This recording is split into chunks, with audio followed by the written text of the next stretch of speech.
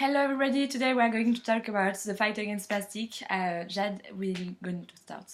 Hello, so by 2021 the use of single-use plastic will be banned in European Union countries in order to reduce pollution and have a more responsible and environmentally Europe. Since 1950s, plastic have become indispensable in our daily life, and this is in every aspect of it. But now that we are becoming fully aware of its negative effects on the environment, a dispute started between lobbies that are encouraging its use and lobbies that are claiming its drastic reduction, even its ban. What is the role of lobby in the ban of single-use plastic in the European Union? So first we are going to talk about the European decision resulting from a struggle for influence that is still not over. So Lobbying Commission on Plastic Strategy to fight against public and European policy, the one-use plastic banning. Plastic lobby is eager to reject plastic tax, to oppose single-use plastic ban and producer fees, which are the opposite of individual responsibility, tackling the plastic producer, which could be problematic for competitiveness and subsidiary angle. While opposing plastic tax, industry has not been shy to request public funding to support this initiative. Even if from this point the plastic industry started a lobbying campaign, the Commission is strongly determined to introduce legal measures. By 2030, all plastic packaging placed on the European market is either reusable or can be recycled in a cost-effective manner. European debate was based on two causes: recycling more plastic and ban chemicals out of circulation, but recycling older plastic materials, making with substance that has already been banned in the European Union. The ban directive introduced new restrictions on certain single-use plastic products, especially plastic products for which alternative exists. Under this new rule, plastic plates, cutlery, straws, balloon sticks, cotton buds will be banned in 2021. Unfortunately, this voluntary target and commitment strategy was not successful as predicted. The industry was willing to reach 60% in recycling for plastic packaging by 2030, but NGOs, despite their low impact in political decision making, have finally succeeded in putting general interest on the international agenda, like during the Rio Earth Summit in 1992, where NGOs gained international recognition. So who are those influencing the European Union regulation and what are their means? First of all, those in favor. Those are majorly big companies such as Coca-Cola, Danone or Starbucks, and because they cannot pledge the cause of plastics themselves because of their image, they are using association companies or, first of all, lobbies. So actually consumers have a change of mind. Awareness is raised among them to use less plastic. So companies are using, first of all, lobbies.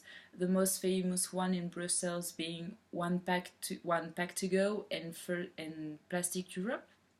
They are also supporting associations, for instance Clean Europe Network, which have the same accommodation as Pack to Go, which is quite strange in Brussels, and they are also creating greener companies. For instance, Coca-Cola created the Infinio companies, which aim is to recycle plastic bottles. Now I'm gonna talk about the cons plastic. So NGOs have a big role in the European negotiation, but still less important than other lobbies such as big companies like Coca-Cola, Danone, and many more, like Jade said. So only 17% in the European meeting were NGOs. It's quite less. NGOs much more invested in the plastic lobbying are like Ocean Plastic or Sea Cleaners, but they have a big power over population with more and more concerned by this crisis, and a global movement can lead to such directive like the one voted last year for 2021. So how they are acting, they are giving a society concern and citizen responsibility, making pressure on government, movement, shocked action, making report and documentary, petition and so on. So how the plastic lobby will try to defend the industry in the future despite a clear change in the mentality? So first of all, the use and consumption of plastic is expected to continue to rise despite a better awareness among citizens. So first of all, production of plastic is still rising in France. Plastic, for instance, production rose by 7.8% between 2016 and 2017. And the World Bank, in a report published in 2018, wrote that if no action is taken urgently, the global volume of waste will increase by 70% by 2030. NGOs succeeded to raise debate on the role of the companies and push to reinforce legislation against plastic. For instance, the European Directive for 2021 is an important step forward. Also, the French government on its side has announced the objective of 100% of plastic recycled by 2025. Even though it seems hard to reach, it's still a step in the right direction. And the French Senate, adopted in September a law that intends to promote circular economy with the implementation of deposits in France and modernization of the waste management system. Yes, and there is a problem because the plastic lobby is still playing a key role trying to limit the emerging of alternative. Lobbyists justify it by saying, for instance, that society of zero single-use plastic will not happen in one day. So they are pushing for developing consumers for the recycling of plastic bottles, which is likely to maintaining the current model rather than favoring the reduction and the alternative.